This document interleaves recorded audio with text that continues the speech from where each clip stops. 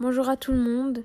Alors c'est ma première vidéo de cette chaîne et qui parlera principalement des flammes jumelles, mais aussi d'autres sujets spirituels.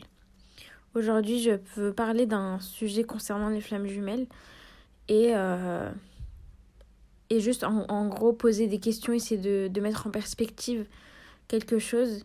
Ça ne veut pas dire que je suis pas en train d'essayer d'imposer quelque chose, mais juste de poser une question en fait, de remettre en question. Et en fait, ce sujet-là, c'est le fait de se détacher complètement de sa flamme jumelle. Donc, en général, ça parlera au chaser, mais il est possible que ça parle aussi au runner. En fait, après 5 ans de parcours déjà, et en plus qui devait être normalement un parcours récent, donc on est à la limite là d'un parcours qui est trop long. Et en fait, ça fait 5 ans que j'attends. Au début, c'était vraiment les 2-3 premières années, j'avais que cette personne dans ma tête, 24 heures sur 24, chaque heure, chaque minute. Donc voilà. Et le truc, c'est que dans la sphère flamme jumelle, on dit beaucoup oui, il faut se détacher pour réussir à arriver à la réunion, retrouvailles et tout. Et moi, c'est ce que j'ai fait en fait pendant très très longtemps. Et j'ai fait que ça. Essayer de me détacher et tout. Et ça ne marche pas. On est d'accord que je dis pas que c'est impossible, mais en fait, les personnes qui ont donné ce conseil-là, c'est des personnes qui étaient déjà c'est des personnes qui ont probablement maintenant terminé leur parcours et qui ont donné ce conseil-là, car c'est la clé, on va dire, qui leur a permis de terminer leur parcours, le détachement. Sauf que moi, ce qui me pose problème, c'est que le cheminement de flamme jumelle, c'est un cheminement initiatique, spirituel, et on n'est pas censé nous donner la réponse, en fait. C'est un cheminement vers soi, à l'intérieur de soi. C'est comme si on plongeait à l'intérieur de soi. Et pour pouvoir découvrir les choses par soi-même, en fait. Et si y a quelqu'un qui, il y a 10 ans, a terminé son parcours et qui a compris que c'était ça qui l'avait fait terminer son parcours, bah en fait, ça lui appartient. Et vous, quand il va vous donner la réponse toute faite, bah vous n'allez pas cheminer. Et c'est ça le but, en fait, c'est que vous cheminiez. On dit beaucoup, le principal, c'est pas le résultat, c'est le chemin. Bah en fait, quand il vous donne la réponse de qui est se détacher de sa flamme jumelle, bah le plus important vous passe sous le nez. C'est le cheminement. C'est comment vous arrivez à en arriver à cette conclusion. Donc en fait, je pense que pour toutes les personnes, ça c'est une hypothèse, hein, parce que ça a l'air logique, les personnes qui ont entendu ce conseil-là, c'est peut-être obsolète en fait maintenant. Parce que, en gros, quand vous allez entendre ce conseil-là, vous allez vous dire quoi? Ah, bah alors maintenant, je sais ce que je dois faire pour être unie avec ma FJ. Ok, bah je vais me détacher d'elle. Sauf que ça ne marche pas comme ça. Vous êtes en train de contrôler un détachement. Donc c'est plus un détachement. Et, euh, et voilà, donc en fait, je voulais déjà parler de ça en premier parce que je trouve ça super important. Et en deuxième lieu, je me demande, est-ce que c'est possible? Moi, personnellement, je pose ça là, mais moi, personnellement, je n'y arrive pas. Ça peut marcher pendant 3 jours. À un moment donné, quand j'étais en colère, après qu'on se soit séparés, séparés entre guillemets, parce qu'on n'a jamais été en couple. Hein. Mais je suis en train de me demander vraiment, est-ce que c'est ça qu'il faut faire? Parce que j'ai essayé de me détacher réellement et je n'y arrive toujours pas. Bon, après, peut-être que c'est possible. Hein. Mais en tout cas, ce que je voulais dire, c'était surtout que ça ne marchera pas si vous essayez de vous détacher par vous-même. En fait, le détachement, c'est l'inverse de vouloir quelque chose. C'est justement de n'avoir aucune prise nulle part. Donc voilà. J'en viens vraiment à me demander si il faut vraiment se détacher. J'ai vraiment... je penche pas plus pour l'un que pour l'autre. Mais j'aimerais bien poser cette question.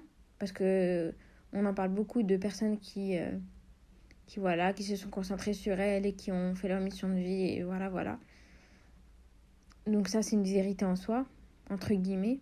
Moi, j'aimerais bien voir l'autre côté de la médaille juste pour explorer cette notion-là, hein. Pas pour l'imposer, juste pour se poser une question sur cette notion-là aussi.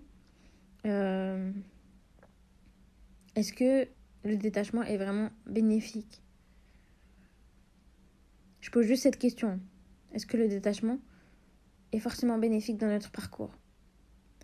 Moi, honnêtement, je me dis, comme je l'avais dit tout à l'heure, c'est extrêmement difficile. Mais peut-être que ce qu'il y a à comprendre, car tellement c'est difficile, c'est qu'il faut accepter de ne pas y arriver. Il faut accepter d'avoir ce manque tout le temps. C'est peut-être juste ça. Une fois, je me souviens, c'était il n'y a pas très longtemps, j'étais pas bien. Parce que mon jumeau, il me manquait. Et j'étais pas bien. J'étais vraiment, vous savez, quand quelqu'un vous manque, c'est tellement un sentiment vraiment qui est horrible. Et j'étais comme ça, dans mon lit, j'étais pas bien. Et je me suis dit un truc à un moment donné, je me suis dit, mais en fait, la souffrance que je suis en train de souffrir là, pourquoi est-ce que je suis en train de souffrir là? Genre, voilà, je comprends pas pourquoi je suis sur Terre comme ça pour souffrir. Qu'est-ce qu'il y a à comprendre, Et d'un coup, j'ai eu une illumination, pardon. Et la réponse m'est venue toute seule, c'est, il faut y passer en fait. Il faut passer à travers cette souffrance. C'est comme si vous vouliez atteindre un bâtiment qui est en face de vous et qui avait un filet au milieu. Ou un drap, ou quelque chose, un truc, un rideau, je sais pas. Et la souffrance, en fait, et surtout dans des relations d'âme, c'est qu'il faut passer à travers. On peut pas faire quelque chose pour le détourner, c'est pas possible. Et je vous assure que quand je me suis levée le lendemain matin, je n'avais plus rien. Toute la douleur que j'avais la veille qui était vraiment très difficile à gérer, quand je me suis dit, en fait, il faut souffrir tout simplement. Il n'y a rien à comprendre, il faut juste passer par là. Et voilà, le lendemain, j'avais plus rien. Il m'arrive encore d'avoir le manque, j'ai pas dit le contraire. Mais voilà, et tout ce que je voulais dire en fait, c'était que ne voulez pas, n'essayez pas de calquer votre parcours sur quelqu'un d'autre, parce que chaque parcours est sur mesure. Donc vous allez juste perdre du temps et de l'énergie. Parce que vous allez être dans votre truc, mais vos guides, ils vont pas vous le dire. Peut-être qu'ils vont vous envoyer des petits signes, mais ils vous laissent votre libre arbitre. Donc vous allez peut-être perdre un temps considérable, de l'énergie. Rappelez-vous en fait que c'est vraiment un chemin spirituel avant d'être une histoire d'amour. Donc il faut cheminer, c'est pas facile, et cheminer spirituellement, c'est une des choses les plus difficiles à faire sur Terre.